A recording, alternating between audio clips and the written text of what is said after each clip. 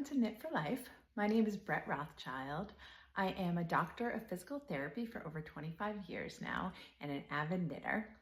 I created this little space on YouTube to help people deal with the pain that they're having from the repetitive motion or just from knitting, crafting, honestly being at a computer all day. But I want to be able to help people ideally prevent pain. Sometimes the littlest tweaks can make all the difference. So my goal with this channel is to help people continue to enjoy doing what they love. I think so often as knitters, we kind of get stuck in that like, oh, just one more row, one more stitch. We're just so focused on the outcome that we're sacrificing our own health to get there without even realizing it. We're a very determined group of people, and that can sometimes, we can sometimes ignore the signals our body is trying to tell us. I wanted to thank everyone who has already subscribed to this channel, anyone who's watched either 2 seconds or 1 minute of my video. I really appreciate it.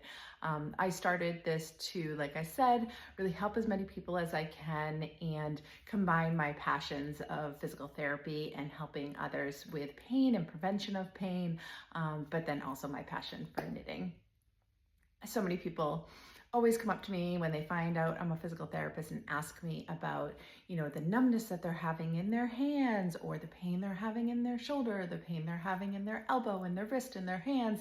And I feel like there's so many things that we can do as individuals to really help avoid this pain from even happening in the first place. So we don't have to get to the point where we have to stop knitting or stop doing what we love. I did get an amazing response to my first video. I thought that I would get like my mom and a couple of friends to watch, but I already have almost 1,500 subscribers, which is amazing. Thank you so much for being here. And if this is your first time seeing me, meeting me, it's nice to meet you, and I hope you can continue the conversation here. I did also just put out an app called Knit for Life. It's in the very beginning stages, and I really appreciate the people that have stepped up to try to our beta testing and giving me incredible feedback. But the whole goal of my app is to serve as a reminder to get up and move. So it has a built-in timer in it that you can, it defaults to every 30 minutes, but you can set it for 20 minutes. I forget what the increments are, but you can set your own increments. I do recommend 30 minutes though, maybe 40 minutes max, to make sure that you are moving your body. And sometimes moving can just be, you're sitting with your one leg crossed over and you switch legs. It doesn't have to be a grand gesture. It doesn't have to be a huge movement. Sometimes it can be, doing a neck stretch, a neck range of motion. And in this app, I'm building a library of stretches that you can do that are specific to knitters, specific to people that have told me what kind of pains they're having, what kind of pains I've experienced myself, what kind of motions we put ourselves in for repetitive motions like knitting and crafting and sewing and all fiber artsy type of movements. But really this can apply to just working on a computer all day too, truthfully, just being on our phones. A lot of what we do nowadays is so forward. So a lot of what we need to do is combat that forward motion and help so that gravity isn't pulling us as far forward.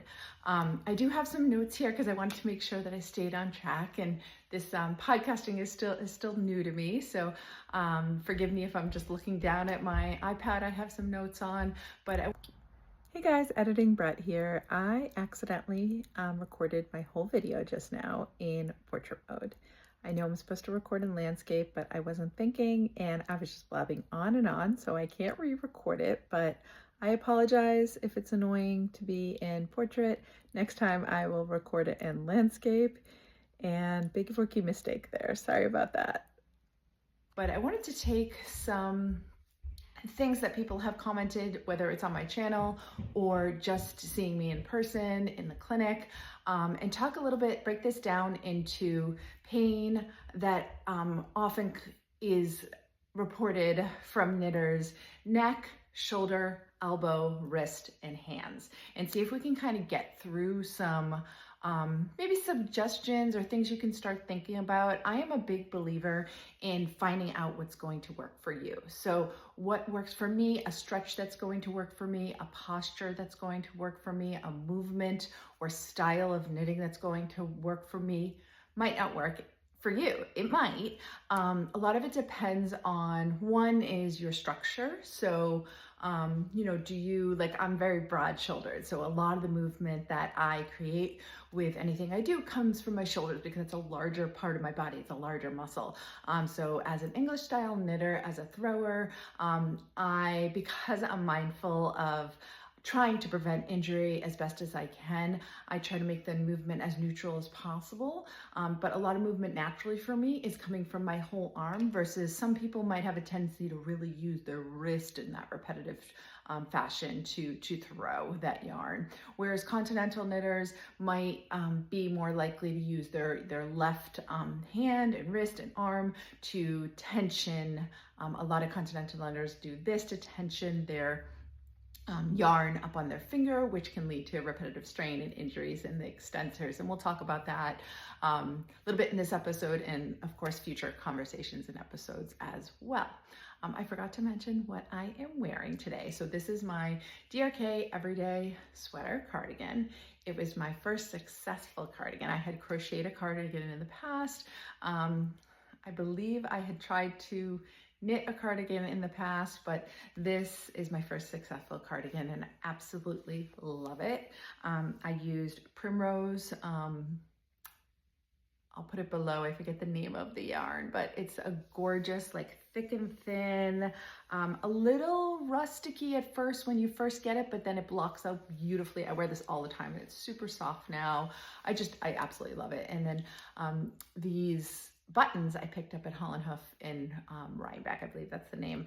They are these gorgeous wooden buttons, but I'll post the pattern on the screen and I will post the notes below. I did get some feedback in my last video that people like to see a picture of the pattern aside from me just mentioning it.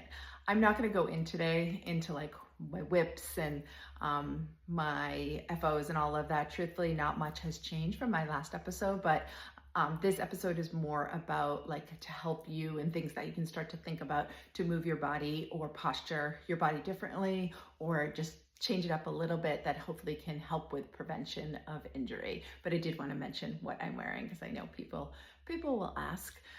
All right, so let's first talk about numbness. So this is a complaint that I hear about a lot from knitters, and I would say just a lot of people in general.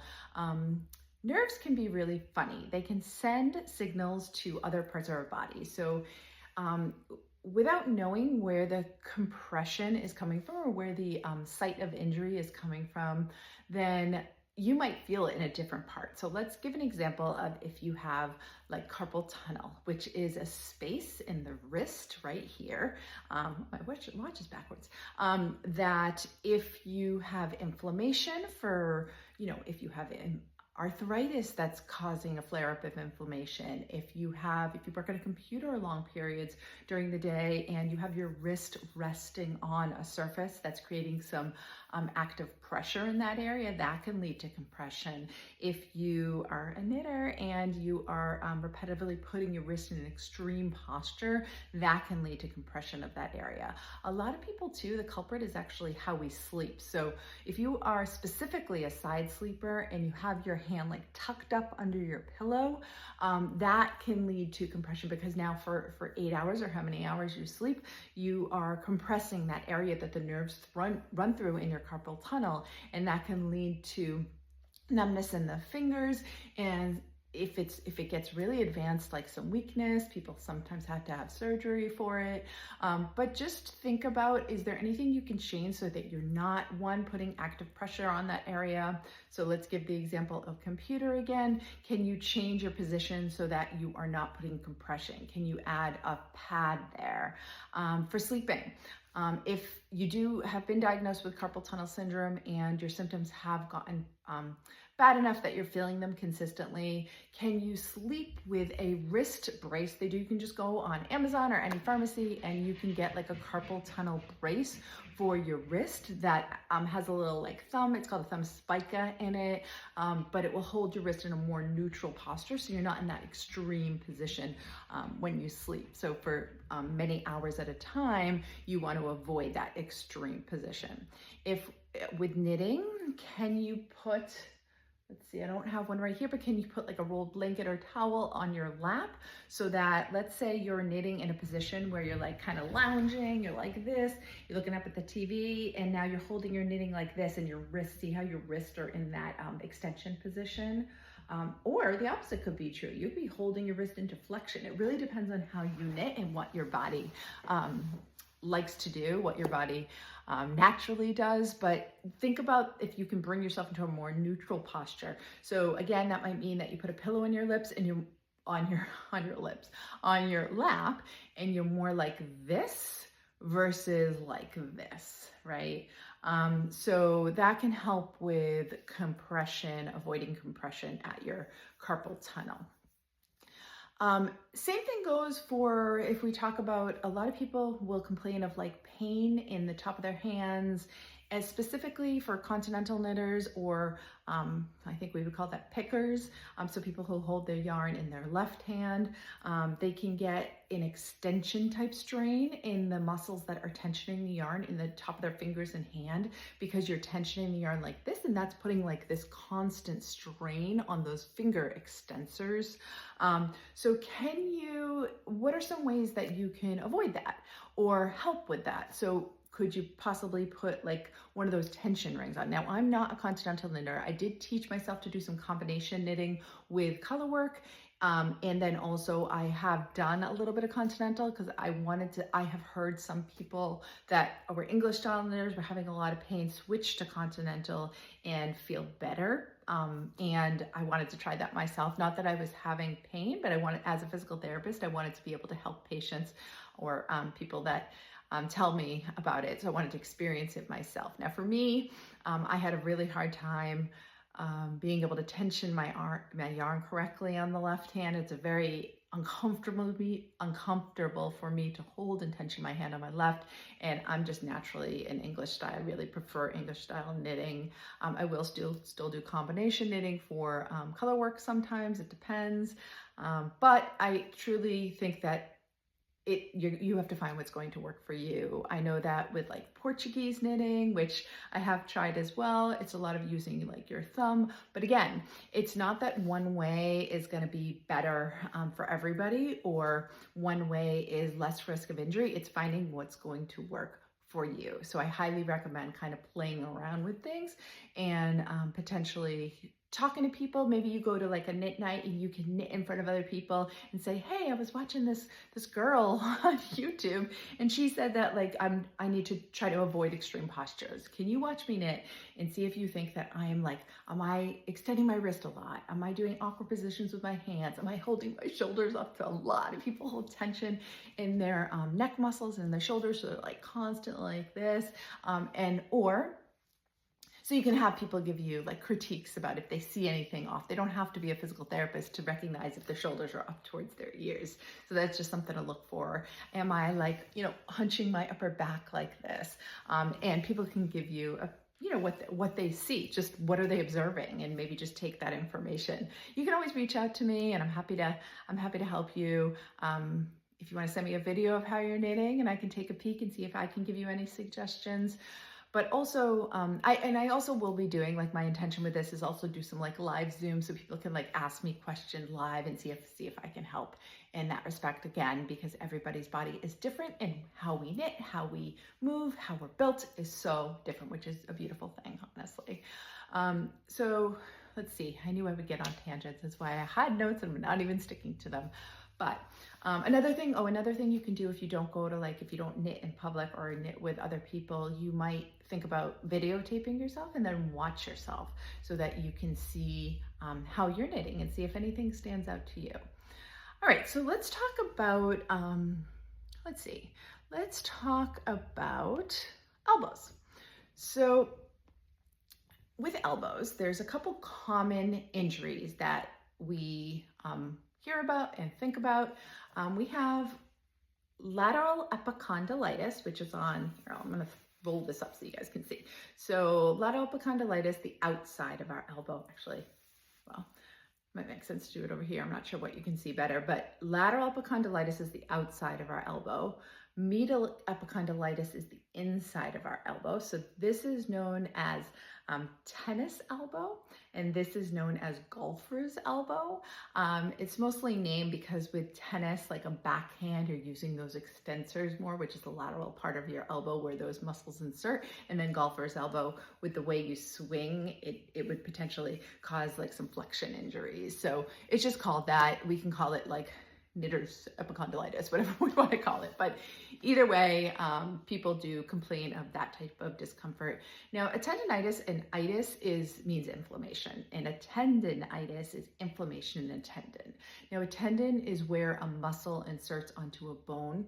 So the reason we get tendinitis is more often than not is because of repetitive strain. So there's some inflammation in the tendon, and then where it runs in the sheath around it becomes inflamed, and it causes friction and irritation and pain. The goal is to not get to that point. So I would say that if you're consistently having pain and you can, let's say you're having some discomfort, pain, numbness, some discomfort that isn't normal to you, and you can move positions and the pain goes away, then you should be okay.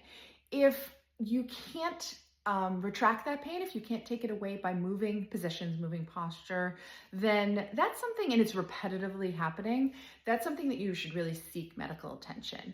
You can either go to a physical therapist, occupational therapist, if it is your upper body, or talk to your primary care about it, and maybe they would have to refer you to a neurologist or orthopedic doctor, depending on where they think it's coming from. So this is, hopefully we don't get to that point, but if you're constantly experiencing some discomfort in the lateral part of your elbow, then you have to think about, are you using, the muscles that extend your wrist and fingers are coming from the outside part of your elbow. And if you extend your hand and fingers consistently or repetitively, that can create strain. So inflammation in that tendon there. So what do we do in knitting that can cause that? If you think about, like, do we constantly push our yarn up the needle a certain way? That's causing repetitive strain in those extensors. Do we knit in such a way where we're like throwing our whole arm? Do we, on the computer, it's very common that we're like doing this, right? And we're constantly extending those hands and fingers. So that's more common. Sometimes it can happen in the flexors too, excuse me, in the medial part of the elbow. Okay, I'm just gonna take some water. It can happen in the medial part of our elbow too. And again, are we doing positions and postures that would cause a repetitive strain into flexion? So flexing the wrist, flexing the fingers, flexing the elbow. So just something to think about. Are we knitting in a chair or something that has armrest? And can you avoid resting your elbows on those armrests? So if you, I'm actually filming down here in my basement because honestly, it's quiet. My whole family's home, the dogs are home, and it was just a lot easier to get this filmed down here. But in my knitting chair upstairs, I do have a more narrow chair that I like to knit in. It does have armrest. I do my best to try to avoid putting my elbows on those armrests. Sometimes they end up on there. Now, because I have long arms, I can put my arms on the armrest and I can let it, like if this is the armrest, I let my elbow kind of hang off the edge so it's not directly on the armrest. If your elbow is constantly pivoting on that armrest, depending upon the way you knit, that can cause a lot of friction and then also compression, which we talked about before. Same thing with the carpal tunnel. Small areas of the body, or I would say any area, is not good to create that friction and compression in direct pressure in the form of an armrest can cause that. So I would just take a look at that and see if that's something that you can correct. Can you put your elbows over the armrest, or can you put them next to me? Sometimes putting a pillow underneath the arms or on your lap again can help with that. A lot of times I'll recommend people put pillows like under their arms here, so here and here, here and here. You can use one of those like boppy pillows. I don't know if still people use those for nursing. I know when my kids were small, we used those for nursing. So one of those boppy pillows, either frontwards or backwards, so that you can rest your arms right on there. I will use that sometimes. Mine even has like a bump here too.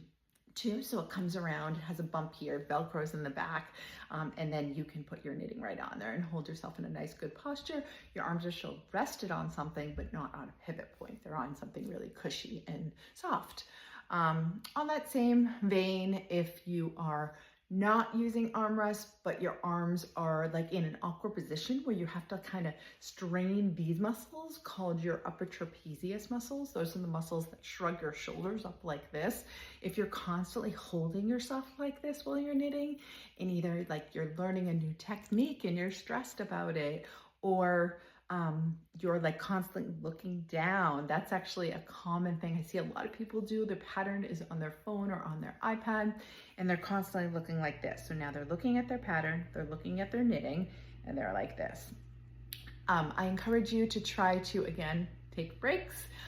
You're welcome to use my Knit for Life app and use that timer so that you're not in that position for 30 minutes. Something else that really can help is if you are reading your pattern from your phone or your iPad, can you prop it up on something so that now personally, I still have to look at my knitting a lot when I'm knitting. I'd like to be able to get to the point where I don't have to do that quite as much. Sometimes like a simple vanilla stockinette sock or a muscle burr in the round, something like that, I don't have to look at quite as much, which I'm really practicing doing because it's better to be able to gaze different ways during your knitting versus just looking down at your knitting. But if you do have to look down at your knitting, can you prop your pattern up, even if it's a paper pattern, phone, whatever it is, can you prop it up on something? And then maybe 20 minutes in, 30 minutes in, when your timer goes off on that app, you move it. So that can be your movement. You move the pattern from here to here to here. So now you're looking different orientation in different ways.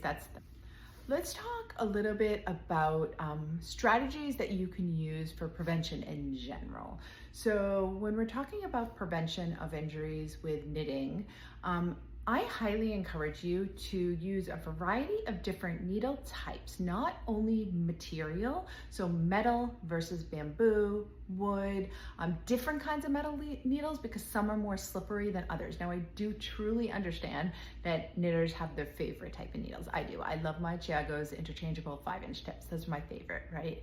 But if you're constantly using, let's say you're like, nope, I'm a Chiago diehard, right? I will never, I'm going to die on that hill and I'm never going to switch. So then if that's the case, and that's okay, then can you change up your fiber type so that the way that a superwash merino slides on a Chiago needle versus a non-superwash fiber is going to be different. One's a lot more slippery than the other. Usually a superwash is a lot more slippery than a non-superwash.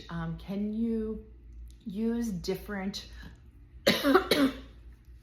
can you have multiple whips going that are multiple different sizes? So you have one whip that is on a size 4 needle, you have one whip that's on a size 7 needle, and something in between. You might be doing like a sock that you're on the go project. You might be doing a simple like sabai top or tank that is your social project, and you could be doing like a more complicated chart, lace, color work, whatever it is, as your home project. Now, this is something that if you've watched any of my prior episodes, I've talked about a little bit and is on my app as well.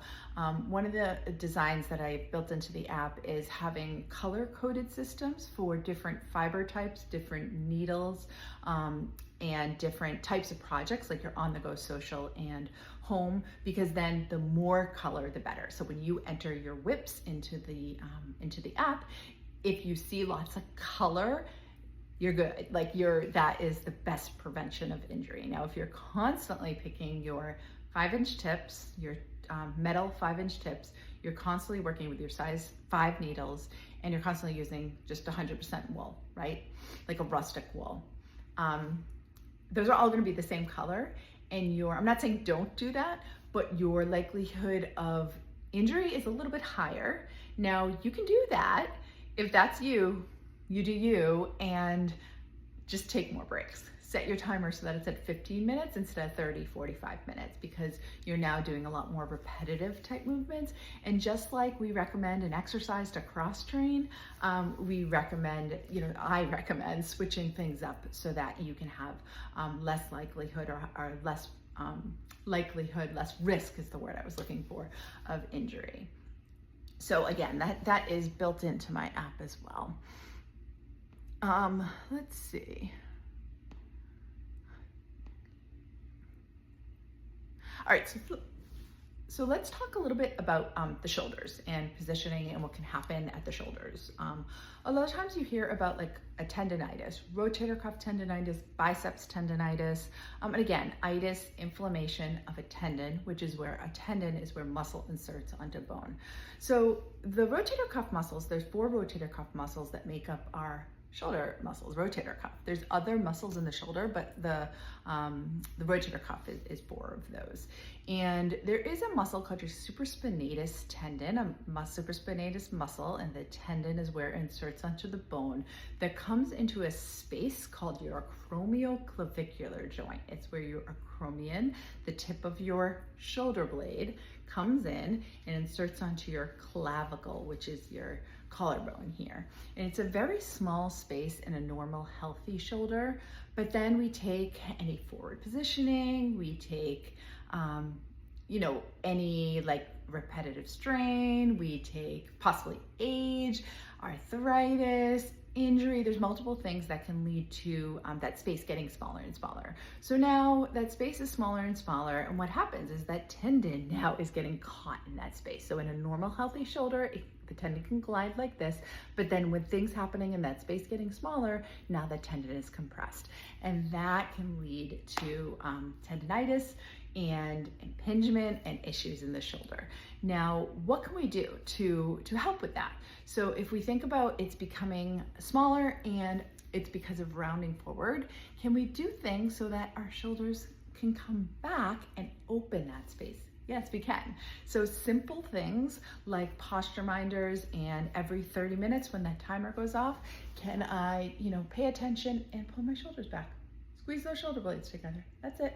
Squeezing those shoulder blades together. Not only are we activating and strengthening that muscles that live between our shoulder blades, but we are also waking up those muscles. So when our body moves and does things, it's our brain telling our body to move. And there's a neuromuscular connection there. The brain tells us what to happen, and those nerves send that signal like an electrical wire down into those muscles and say, okay, we're supposed to turn on now.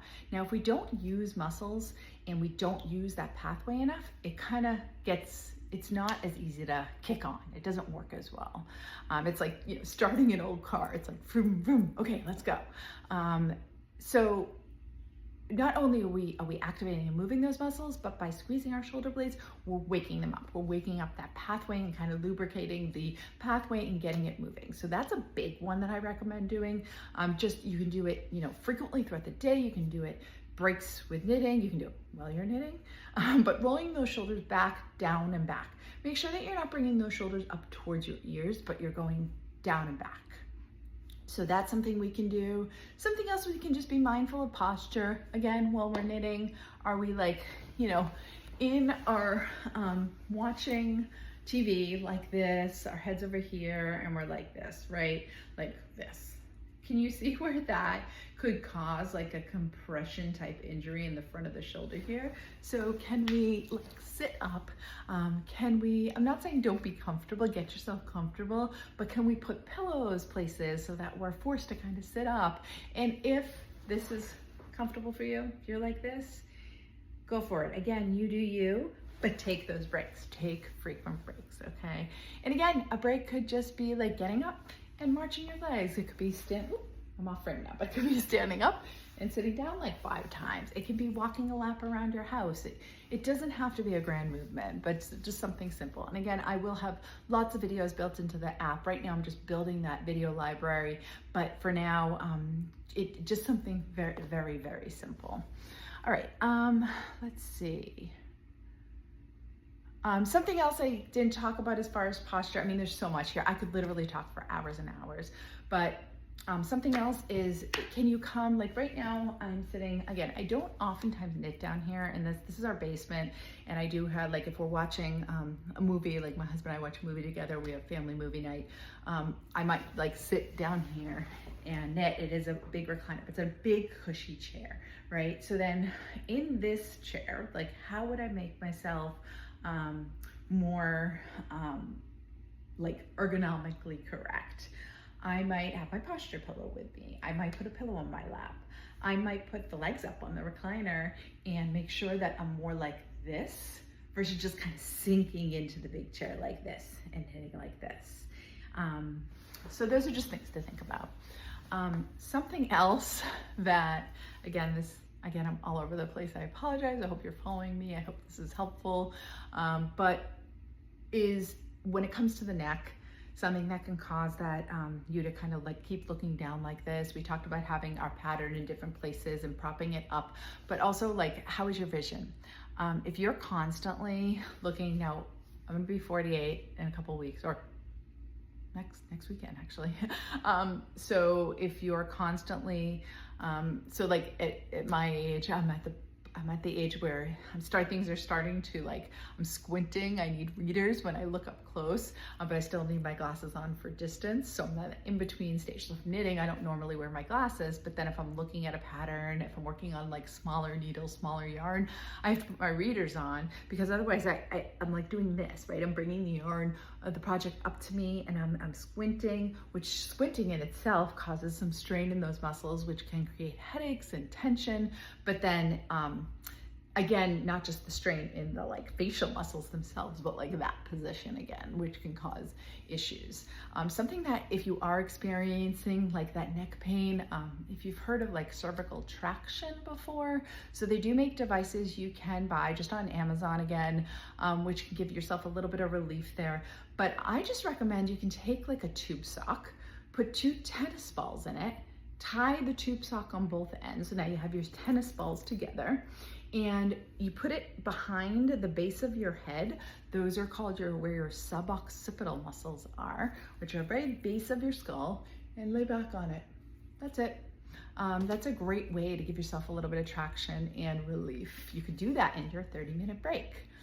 Something else you could do during your break, and just like at the end of the day, if you've been on the computer all day long, or even just living all day long, you could, I'm gonna post a video of this, but if you have like a long foam roller, just lay on it.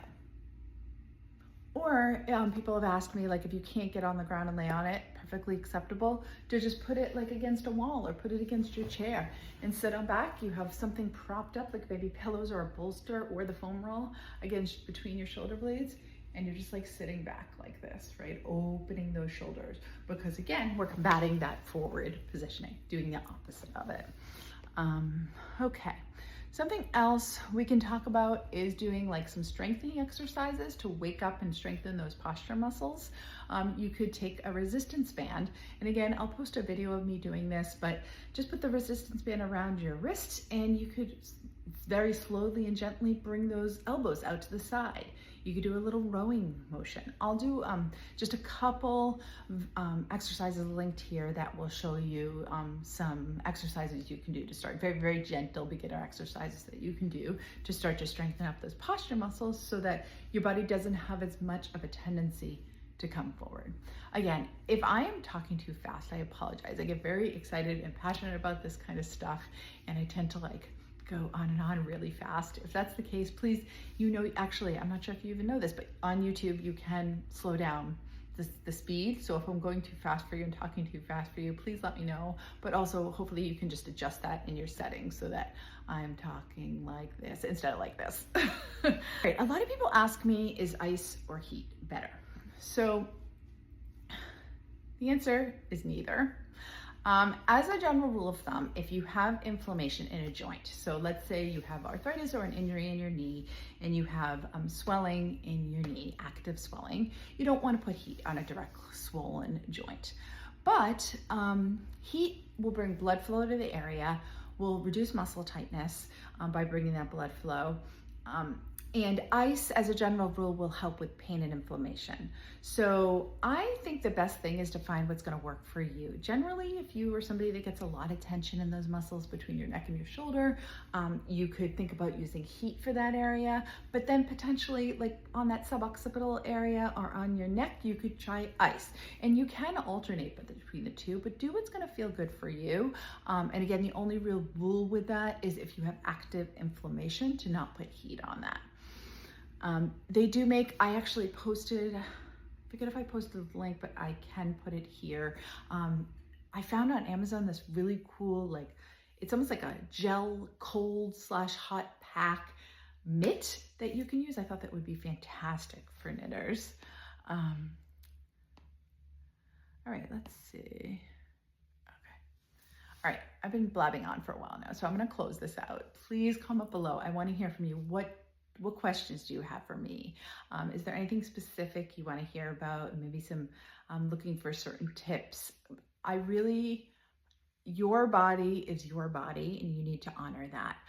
Again, what's going to work for me, what's going to work for this person might not work for you, and that's okay. We need to find out what's going to work for our bodies. We all, some of us might be throwers, some of us might knit continental, but even in that style or that technique, we hold the yarn differently. We hold our needles differently. Sometimes what I didn't mention actually when I talked about different fiber types, different needle types, is also thinking about your length of your tips. I find that sometimes when I'm using my 5-inch tips versus my 4-inch tips, I knit differently. If I'm on a sleeve and I'm using my circulars, I'm using magic loop, my techniques and the way I hold my needles is different. So that's something to think about, because the more variety you can give yourself, the less, again, risk of injury, because the less repetitive strain. Remember to listen to your body. So pain is a signal telling your body that something is wrong, something is off. You need to listen to that. And again, if you can do something to either prevent that, change that, and it goes away, then okay, great. But if it's something that's persisting, seek medical help about that, because you don't want to just ignore it. I find far too often, me included as a PT, we just ignore that and we're like, we'll be fine. I do it all the time. But it's a signal telling our body something, and you should listen, because it could be just something simple that you need to do that then can make all the difference, so you can continue to knit, continue to live your life, and do what you love. I hope you can find comfort in every stitch, and thanks for being here. Bye.